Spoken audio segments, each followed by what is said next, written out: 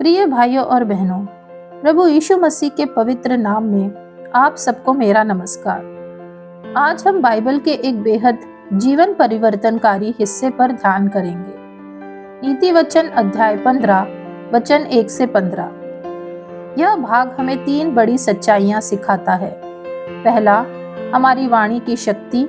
दूसरा, हमारे हृदय और हमारे चरित्र की गहराई। और तीसरा, परमेश्वर के भय में चलने से मिलने वाली वास्तविक समृद्धि।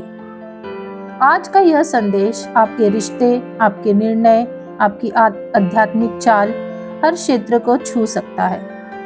तो चलिए गहराई में उतरते हैं। सबसे पहले नीति वचन 15:1 कहता है, कोमल उत्तर सुनने से जलजलाहट ठंडी होती है, परंतु कटु वचन से क्रोध भड़क उठता है। मेरे प्रियजनों, यह केवल एक अच्छा नैतिक नियम नहीं है, यह आध्यात्मिक सिद्धांत है। हमारे शब्द केवल हवा को नहीं काटते, वे दिलों को छूते हैं। वे चंगा कर सकते हैं या तोड़ सकते हैं। यीशु ने कहा, मन की बढ़ती से ही मुंह बोलता है। मत्ती 12:34। मतलब आपकी वाणी आपके भीतर का आईना है। जरा सोचिए, कितनी बार एक कठोर शब्द ने रिश्तों को नुकसान पहुंचाया, या कितनी बार एक नरम संवेदनशील शब्द ने वही रिश्ता बचा लिया। जरा रुककर सोचिए, आपका अगला शब्द क्या करेगा? आग लगाएगा या आग बुझाएगा? याकूब 1:19 कहता है, क्रोध करने में धीमे रहो। कोमल उत्तर वह अग्निशामक यानी फायर एक्सटिंग्विशर है जिसे परमेश्वर ने रिश्तों के लिए दिया है। वचन 2 हमें बताता है, बुद्धिमान ज्ञान का ठीक बखान करते हैं, परंतु मूर्खों के मुंह से मूर्खता उबल आती है।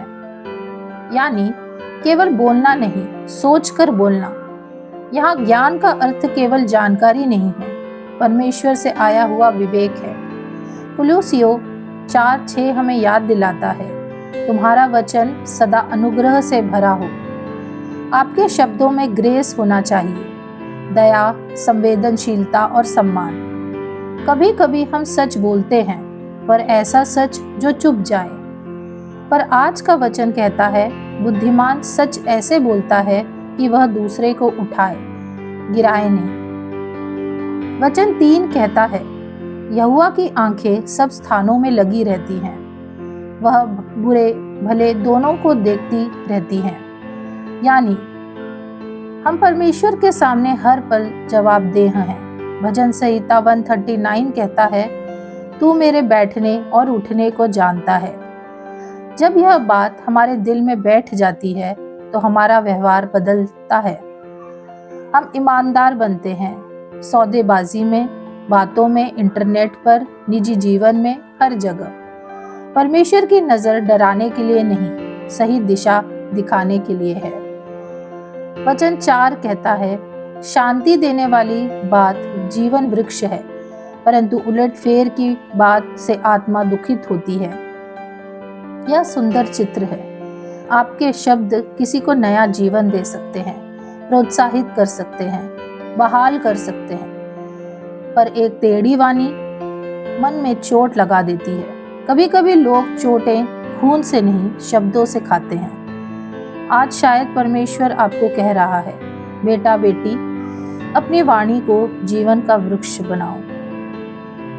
वचन 5 कहता है, मूर्ख अपने पिता की शिक्षा का तिरस्कार करता है, परंतु जो डांट को मानता वह विवेकी हो जाता है। यहाँ एक बहुत बड़ा राज है। सुधार यानी करेक्शन परमेश्वर का प्रेम है। इब्रानियों 12:6 कहता है, जिसे प्रभु प्रेम करता है उसे ताड़ना भी देता है। हम सभी गलती करते हैं, पर वही व्यक्ति बढ़ता है जो सुधार ले सकता है। जरा सोचिए, आपके जीवन में कौन सा सुधार होना चाहिए जिसे आज आप स्वीकार कर सकते हैं? रिश्तों में, आध्यात्मिक जीवन में या स्वभाव में? यह वचन आपको बढ़ने के लिए आमंत्रित करता है। देखते हैं वचन 6 से 9। धर्मी के घर में बहुत सा धन रहता है, परंतु दुष्ट के कमाई में दुख रहता है। बुद्धिमान लोग बातें करने से ज्ञान को फैलाते हैं, परंतु मूर्खों का मन ठीक नहीं रहता। दुष्ट लोगों के बलिदान से यहोवा घृणा करता है, परंतु वह सीधे लोगों की प्रार्थना से प्रसन्न होता है। दुष्ट के चाल चलन से यहोवा को घृणा आती है, परंतु जो धर्म का पीछा करता उससे वह प्रेम रखता है। नीति वचन में धन यानी ट्रेजर का अर्थ केवल धन नहीं है। असली धन परमेश्वर का अनुग्रह, शांति, सुरक्षा, परमेश्वर का साथ, ईमानदारी से कमाया हुआ आशीष है। भजन संहिता 112 1-3 कहता है, धर्मी मनुष्य के घर वालों पर धनी धन्य होने का आशीर्वाद होता है। परमेश्वर अपने लोगों को केवल पैसों से नहीं, बल्कि शांति, स्वास्थ्य, संतोष और चरित्र से समृद्ध बनाता है। याकूब 1:5 कहता है, यदि तुम में किसी में बुद्धि का अभाव हो तो परमेश्वर से मांगे, वह उदारता से देता है। इसलिए बुद्धि की वाणी परमेश्वर की बुद्धि का बांटना है। वचन 8 और 9 कहता है, परमेश्वर केवल कर्मों को नहीं, हृदय की दशा को देखता है। 1 शमूएल 16:7 कहता है, यहोवा मनुष्य की सी दृष्टि से नहीं देखता, वह मन को देखता है। परमेश्वर को धार्मिकता पसंद है, क्योंकि यह उसके चरित्र का प्रतिफल है। इसलिए प्रियजनों, धार्मिकता का मार्ग कठिन है, परंतु सुरक्षित है। गलत रास्ता छोटा लगता है, परंतु विनाश की ओर ले जाता है। जीवन में निर्णय परमेश्वर को भाए, इस आधार पर लें। देखते हैं वचन 10-12। जो मार्ग को छोड़ देता उसको बड़ी ताड़ना मिलती है, और जो डांट से बैर रखता वह अवश्य मर जाता है। जबकि अधोलोक और विनाश लोक यहोवा के सामने खुले हैं, तो निश्चय मनुष्यों के मन भी। ठट्टा करने वाला डांटे जाने से प्रसन्न नहीं होता, और न वह बुद्धिमानों के पास जाता है। इन तीनों वचनों का मुख्य संदेश है, सुधार को स्वीकार करो, क्योंकि परमेश्वर सब जानता है, और वही व्यक्ति बुद्धि और जीवन में आगे बढ़ता है। परंतु घमंड, हठ करने वाला व्यक्ति को विनाश अपनी ओर खींच लेता है। देखते हैं वचन 13-15। मन आनंदित होने से मुख पर भी प्रसन्नता छा जाती है, परंतु मन के दुख से आत्मा निराश होती है। समझने वाले का मन ज्ञान की खोज में रहता है, परंतु मूर्ख लोग मूर्खता से पेट भरते हैं। दुखियारे के सब दिन दुख से भरे रहते हैं, परंतु जिसका मन प्रसन्न रहता है वह मानो नित्य भोज में जाता है। पवित्र आत्मा का फल है आनंद, गलातियों 5:22। अतः सच्चा आनंद आत्मिक सोत्र से आता है, बाहरी परिस्थितियों से नहीं। परमेश्वर चाहता है कि हम बुद्धि में बढ़े, याकूब 1:5। सलाह लेना, सीखना यह परमेश्वर की इच्छा है। नकारात्मक सोच व्यक्ति को शारीरिक रूप से प्रभावित करती है, और कृतज्ञता मानसिक स्वास्थ्य देती है। प्रियो, आज हर परिस्थिति में कृतज्ञ रहने का निर्णय लें, और अपने दिन का एक छोटा हिस्सा सीखने के लिए अलग रखें, बाइबल, ज्ञान, टैलेंट के लिए।